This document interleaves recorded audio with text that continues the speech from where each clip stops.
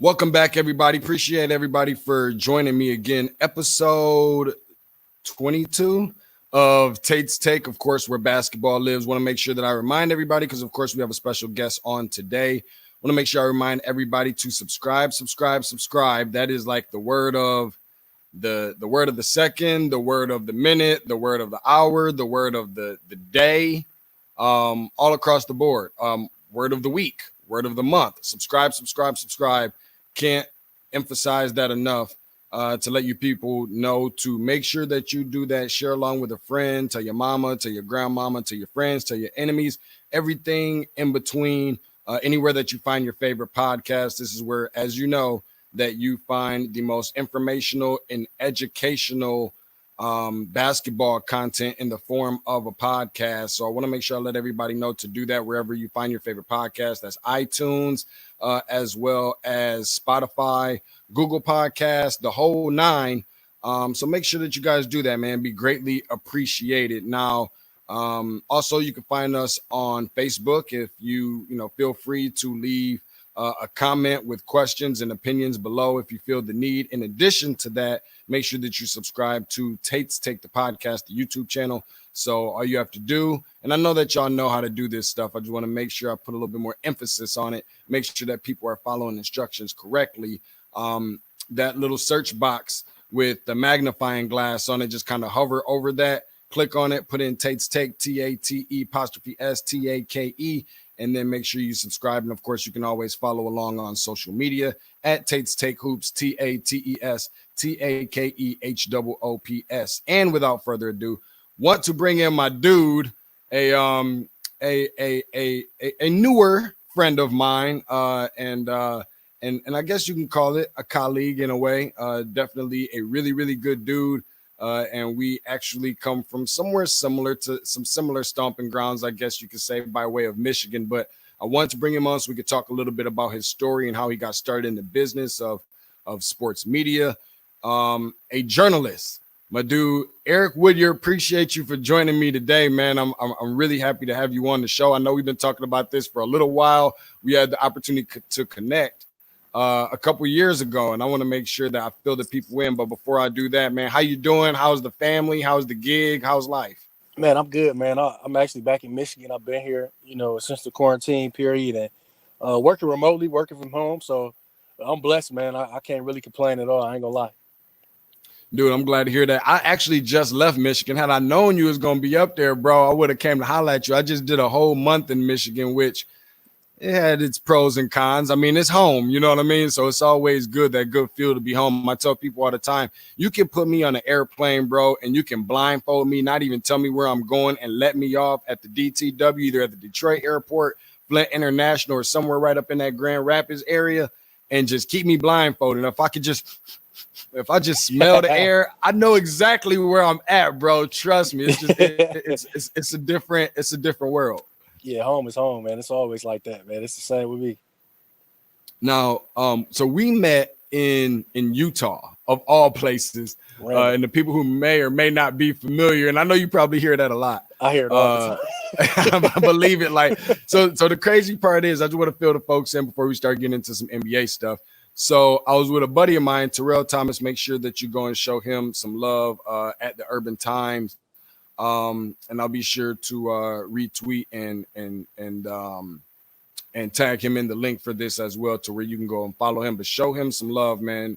Super dope dude who I was looking for a little something to do after work. It was NBA Summer League 2 years ago. And I'm like, man, I don't know where we're going to go, but I'm pretty sure I got a good feeling that I ain't going to find nobody quite like myself or like us.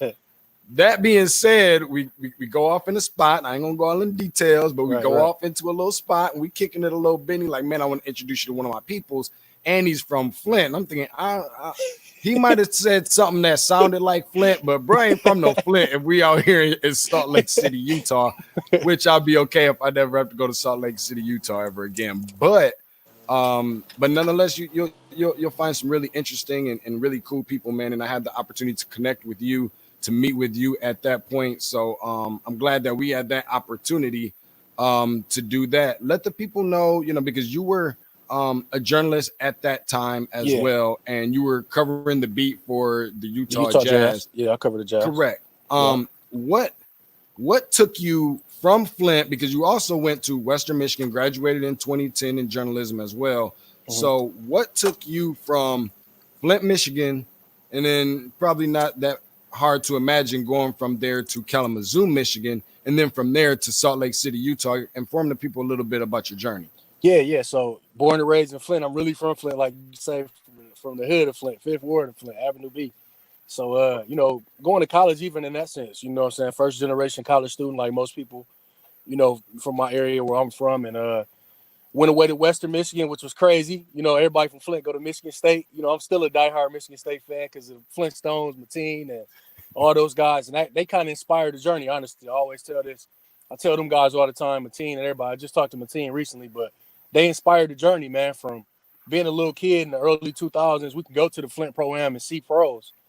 See Jason Richardson, see Mateen, Mo Pete, Charlie, and touch them, and they became like big brothers to me, So, you got to a point in life where you realize, hey, I'm not gonna go to the NBA. It's players that's better than me here. So, the next best thing for me was sports journalism. So I got into that once I went to Western Michigan.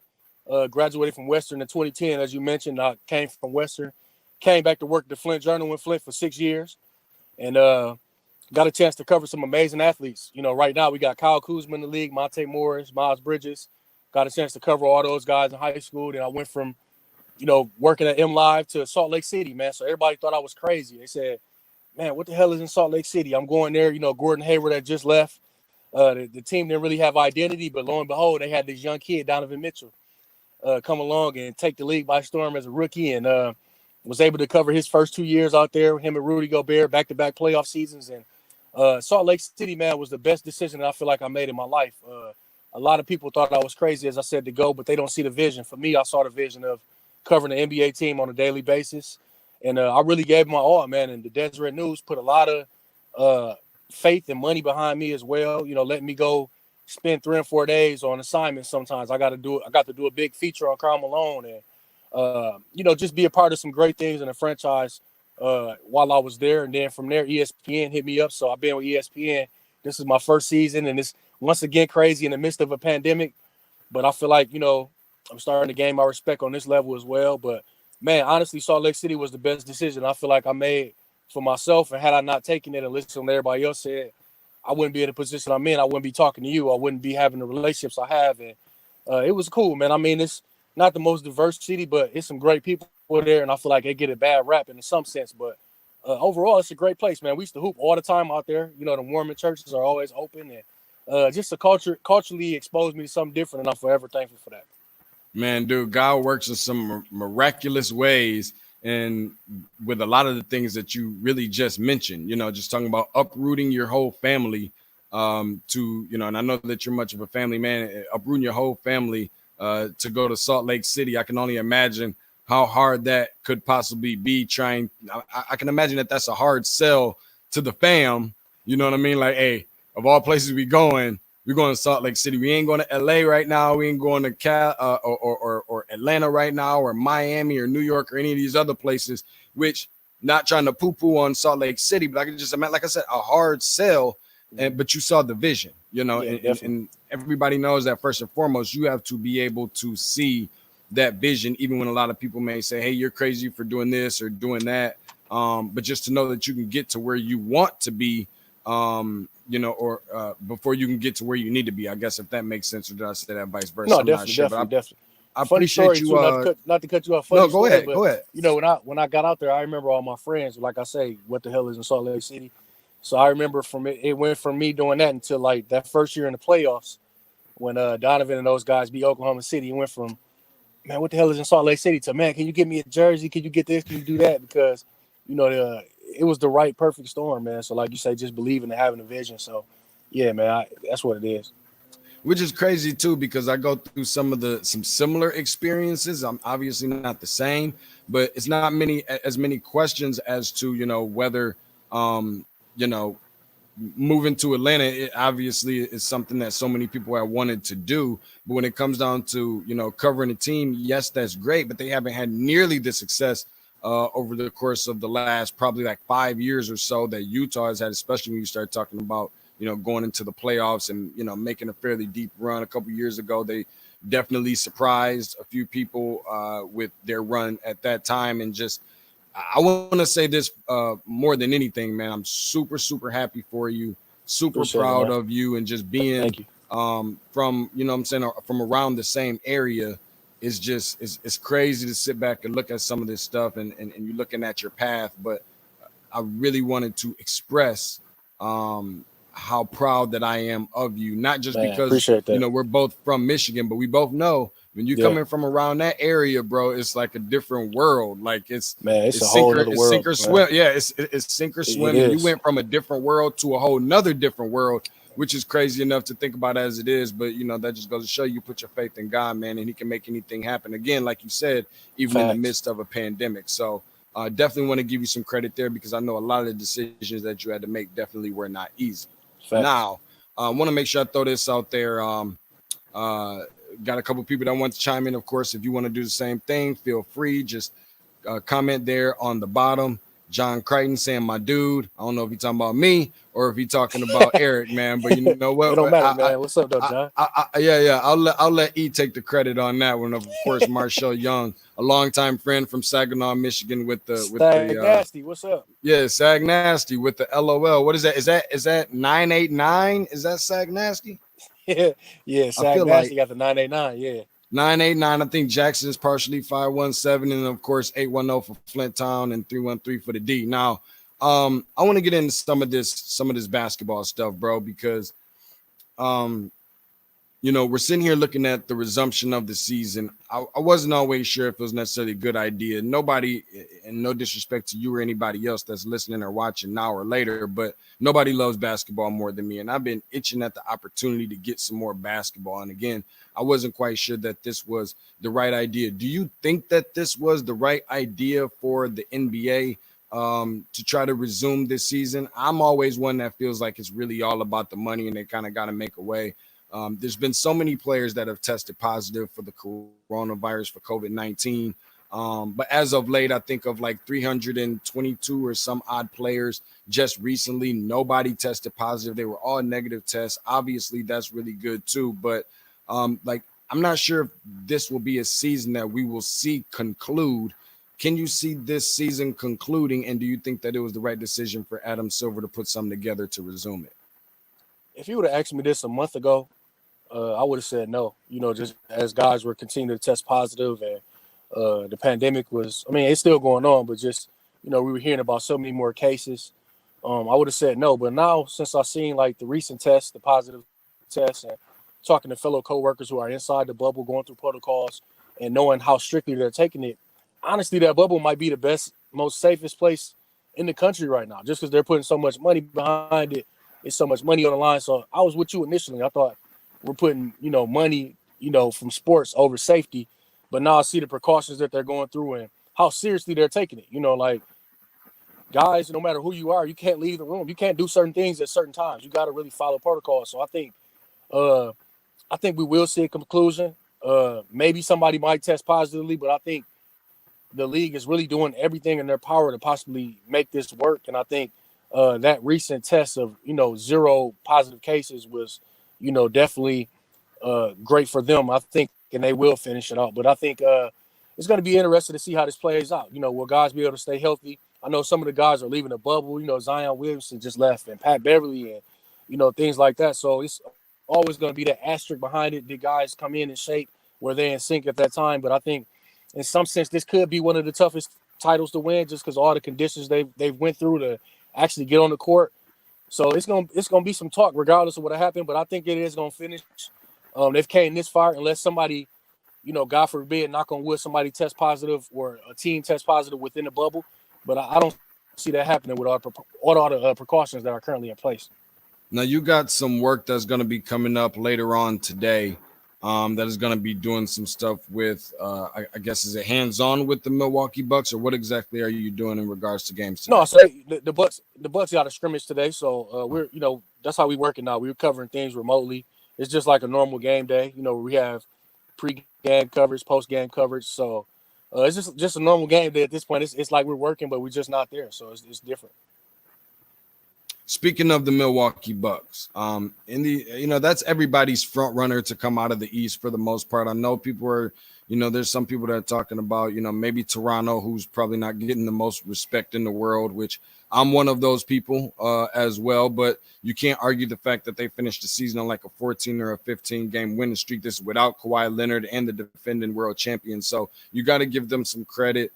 Philly's in that conversation. Boston's certainly within that conversation. I personally feel really good about the Indiana Pacers as a dark horse to maybe make it to the Eastern Conference Finals in the event that they can get Victor Oladipo back, and especially when you have a guy like a Domantas Sabonis, who's just an all-star for the first time this year and hasn't really been in the league all that long. You got Miles Turner there as well, Malcolm Brogdon over from Milwaukee. Speaking of Milwaukee, in the event that the Bucks don't make the NBA Finals, who are you most confident about coming out of the East? Like, who would be the biggest threat to the Bucks that could potentially upend them? I think it's two teams. I think about Miami Heat. That grimy style of play. They beat the Bucks a couple times this season. That was the only team to do that. So I think Bam Adebayo makes it tough on Giannis. Obviously Jimmy Butler is tough on anybody. Tough on Chris Middleton. And they just match up well. I like, Kendrick Nunn. I like, Tyler Hero.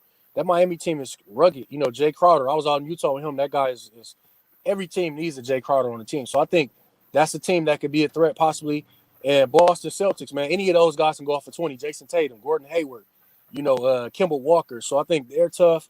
I like the Pacers as well, but I just think the Bucks are so locked in this year. I would be shocked if they didn't come out the East, man. Like, that team dynamic. Chris Middleton don't get a lot of respect, man, but the dude can go off for 50 points any night. You know what I mean? Like, shooting the numbers that he's shooting, I think 50, 40, 90, one of the few players in league history that has a chance to do that, put up those percentages. So I think it's going to be fun to watch, man. They got some competition for sure, but I'll be shocked if the Bucks don't come out. Giannis is entering his prime, and I think they're running like a well-oiled machine, from the coaching staff to everybody, man. It's like they won a title, they sense it, and I think they're so determined at this point, man. I just can't see nobody beating them. But my bet, if it was against them, I would say the Boston Celtics will be a threat, and I think the Miami Heat matches up really well with them.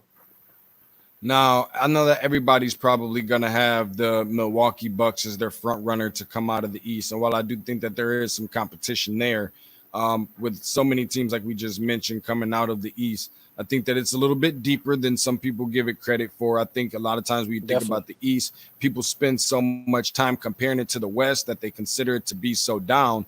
But I think outside of Milwaukee, there is a lot of competition, and you can have the potential opportunity of seeing some really, really good series. So rank these teams, and I think I'm looking at 5 of them here, from the best team to the worst team, or not necessarily the worst, but just who you can see making that run.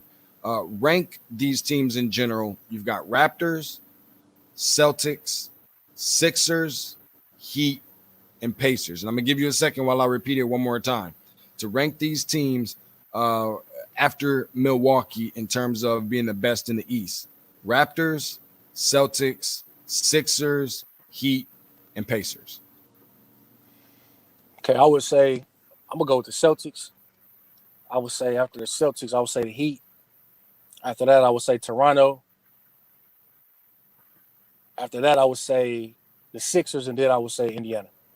Nobody getting no love for Indy, man. I don't know. No, Indy. Listen, I've been covering the Pacers, man. I've been talking to them every day. It's just I think I'm on the fence now because I just don't know if Vic is playing. So if Vic was 100% locked in, my thoughts would be a little different. But just the fact that he's not 100% locked in, losing that all-star talent because they were locked in. I think they won 6 of the last 7, before the break. But I know for a fact I saw Vic closely before the pandemic shut the season down. They came to play the Chicago Bulls. And when I say his knee was still swelling, I was shocked that he was still playing, man. Like, he was in between games and in between, like, halftime breaks and stuff like that. The training staff was literally working on him, like, in the locker room and on the side, so he wasn't 100% healthy. So I don't really blame him for, thinking about his long-term health, thinking about his long-term future before making this commitment because he's going to have to ramp back up 110%.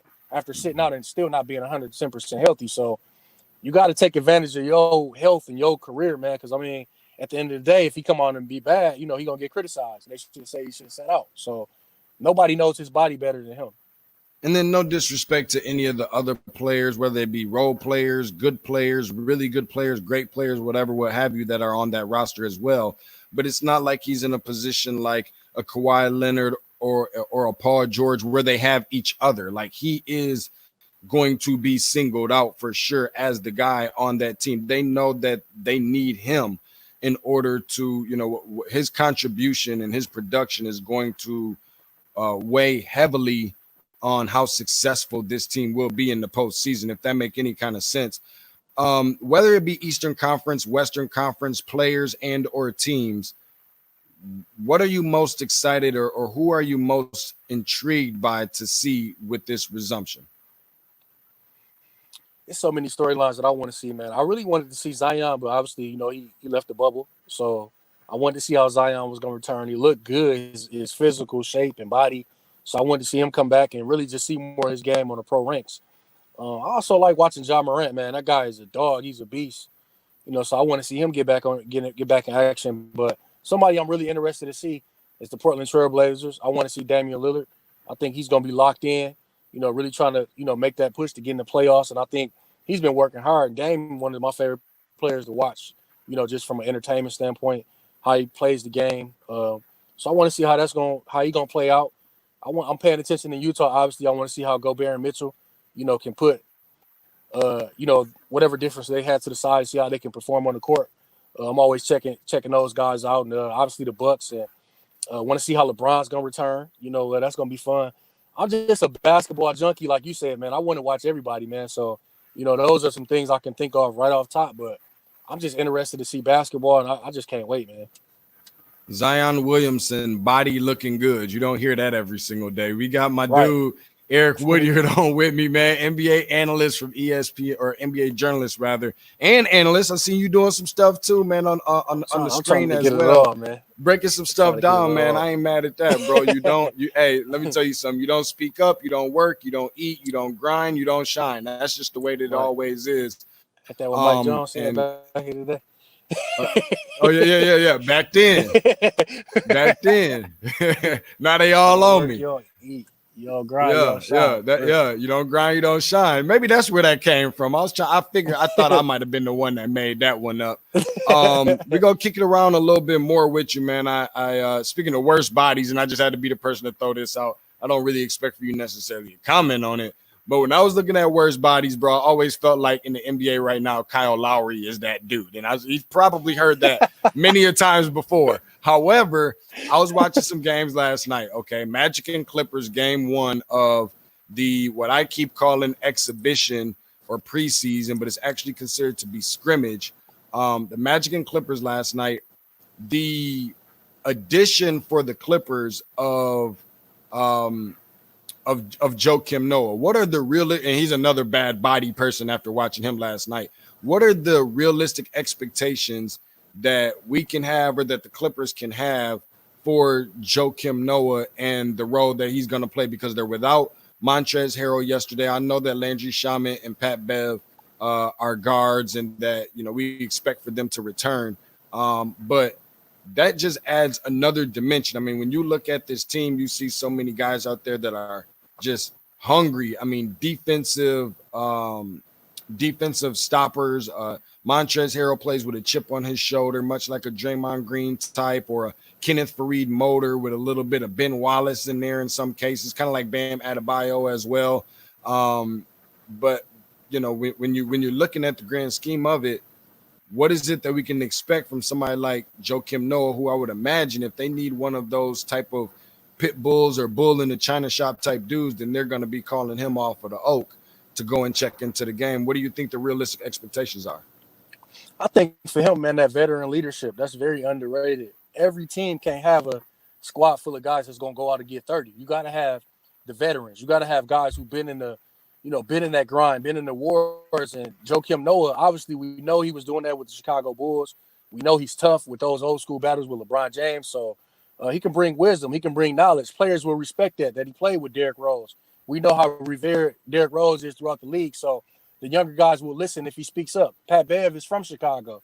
You're not going to listen to many guys who ain't been through it. So I think that's what he's bringing, that leadership, that toughness. We're not expecting him to go out and give that same production that he was giving because he's been out a while as well. So, and he's older in his career, but I think he can bring that defensive mind. And, this team is very defensive minded. Obviously, starting with Paul George and Kawhi Leonard and Pat Bev, Montrezl Harrell, all those guys sit down, lock in, and play D. So I think they respect him if he has something to say, some wisdom to bring. And every team needs that veteran leadership. Back in the day when I was younger, I would look at those Laker teams with Kobe, and I would wonder why they would have like certain older guys on the team, from Horace Grant and all those guys, just some of the older guys they would have on the squad. And I don't understand, inside the locker room, you need veteran presence. You need veteran locker room leadership. And I think that's what he's going to bring. Want to make sure that I mention this too.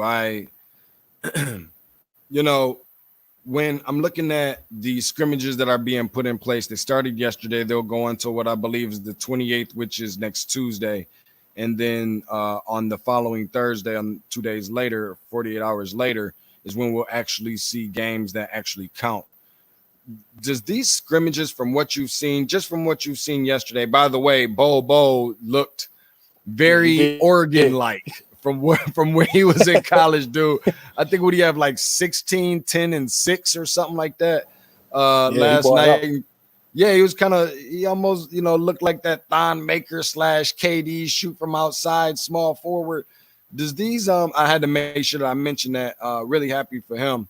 Do these scrimmages have kind of, from what you've seen, kind of like a summer league vibe? Like, is that a fair assessment? Is that something that we should expect when next Thursday rolls around? And I also feel like for those who are complaining about it, how dare we complain as much as we have been kind of craving for basketball to come back. But from what we're going to see over the course of the next, what's today? I guess Thursday. So over the course of the next 5 days, is that something that we should kind of look forward to that will start next Thursday and beyond?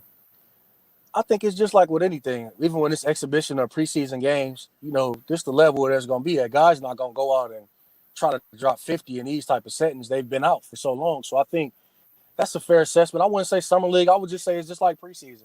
They're calling the scrimmages. I mean, guys are playing the same type of minutes they would when you first start in the preseason game. So I think it's comparable to that. Just the whole overall vibe of it, not like the actual product on the court. It feels like the TBT or something to me. I'm not that used to seeing the game. I know they're simulating fans and stuff, but it's so cinematic. It's almost like a video game or something that we're watching. So it's funny from that sense. But the actual product on the court, it just really reminds me of just a normal preseason game where guys are not going to play the whole 40 minutes. In this case, they're not playing 48 minutes. They're playing 40. So it's just like with any preseason game, it's not no different. Will you put an asterisk on the eventual champion this year? I got a good feeling that whoever the teams are that loses and won't be holding up the Larry O'Brien trophy will probably do that, and I'm not a big fan of it. I can kind of see guys getting their excuses ready already, but I don't think you'll hear any excuses from the eventual champ in the event that we do have an opportunity to conclude the season and award a champion. Will you put any asterisk on this season or on the eventual champion, almost as if it doesn't count nearly as much to an extent, if that makes any kind of sense? I think it depends on how it plays out. If guys are healthy all the way through and they can fight, if they can, play to the end, and I think it won't be one. But, if say a LeBron James get hurt or catches coronavirus in the finals, God forbid that happens, or Giannis or another superstar, then it's an asterisk on it at that point. But if guys can play all the way to the end, no, it's no asterisk at all. Because, as they mentioned, Michael Jordan, Magic, none of these guys had to go through none of this to even play basketball. So it's so much from not even the mental aspect of basketball or even getting to this level. So you got to show some guys respect because what they're going through, they're literally living like college kids, to play the game that they love. So that's got to get some level of respect over some previous championships, of course. But it really just depends on how it plays out. Like I said, if a guy gets hurt because, they had to ramp up activity so soon of being away, yeah, or if they catch coronavirus or something like that, and a key significant player sits out, yeah, but overall, they stepped on the court. Don't step on the court if it's no excuses. You out there playing now, so it is what it is. I love that idea, and I'm just really hoping that with what happened with the coronavirus, I know we don't have very long to keep you here, man. We got to get you back on here to stay a little bit For longer. sure. The Anytime, time man. seemed like it Anytime. done flew by so fast, bro. um, when you're looking at everything happened with like the coronavirus and such, um, that's and I'm kind of losing my train of thought here for a second, but um the coronavirus is one of those things I do feel like people are kind of going to rely on. I'm interested to see, this is what I was going to say. I'm interested to see who that kind of motivated and inspired a little bit, because what has happened is coronavirus doesn't see what's in your bank account. It doesn't see color. It doesn't see gender. It doesn't see any of that. And it kind of put athletes, entertainers, musicians, everybody kind of somewhat on the same playing field in terms of accessibility to an extent, kind of. And it just kind of humanized everybody a little bit. With that, in addition to the fact that the Last Dance documentary, I'm also interested to see exactly who that inspired, who that motivated as these guys make their way back onto the court. Because if nothing else, much like the coronavirus, that just kind of goes to show that we're all human. Life can be taken away from us so quickly within the snap of a finger, let alone life just changing for all of us.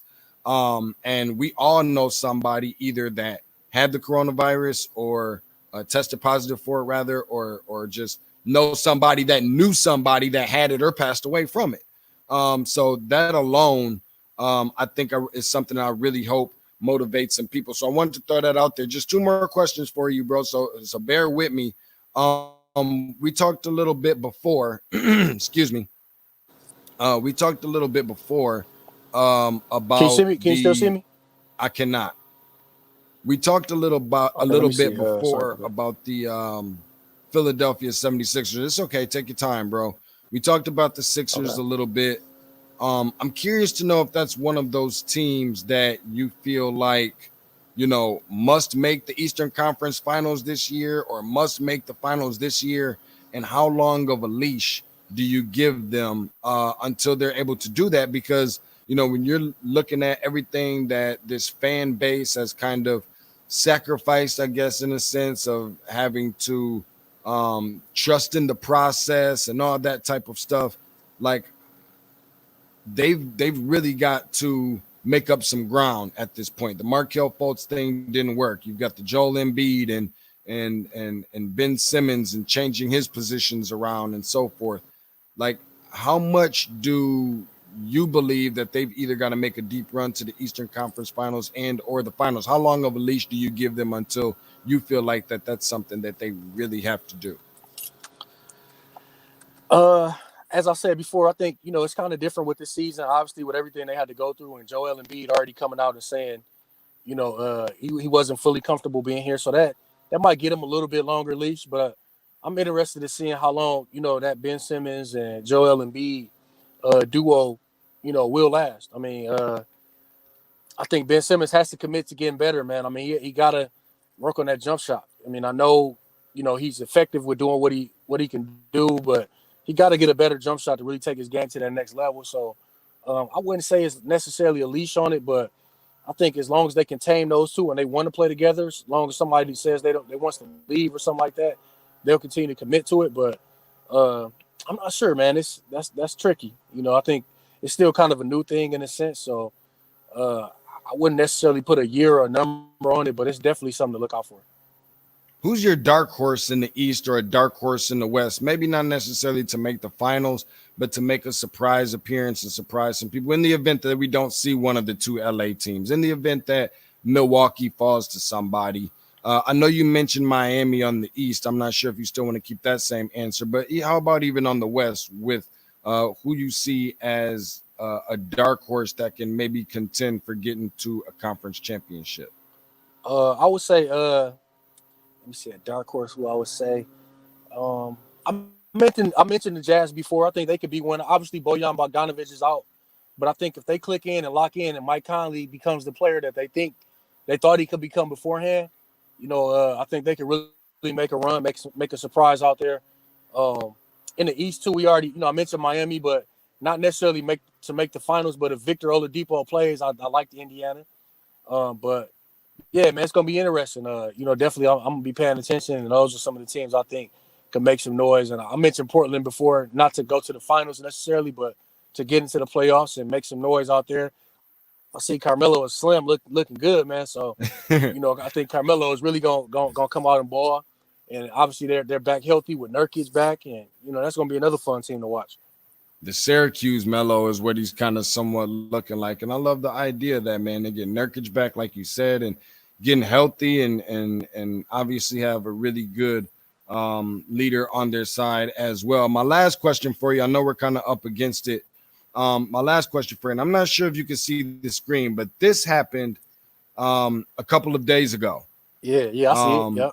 What is your takes on that? I've got my own personal ones. I let the people know already in the last podcast. I would have been a much bigger fan of, like on the bottom right hand corner where you have the Pac-Man logo. If you would have put that, in the middle somewhere, whatever, above one of the numbers or something like that, or maybe you had ATL up there somewhere or something like that. Not the biggest fan of the yellow, but it's doable. I just think that it looks kind of plain. And while some people do feel like plain is better in a lot of cases, what says you? What's your feel about these Hawks jerseys?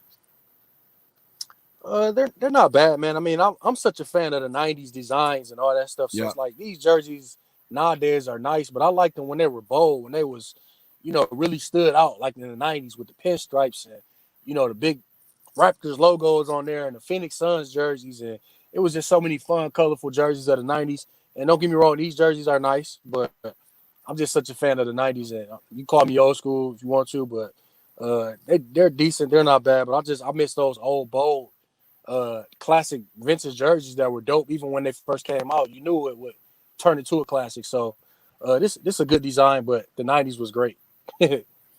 Bro, E Wood, I appreciate you, man. I'm gonna have to get you back on with me at some point, bro, to so we can get into some of this stuff. Let me know what your schedule and your availability looks like, and hopefully we can do this again because we got something interesting that is that's called quick release, where I usually throw out probably about a good 8 or 9, maybe max 10 questions to people with one-word answers.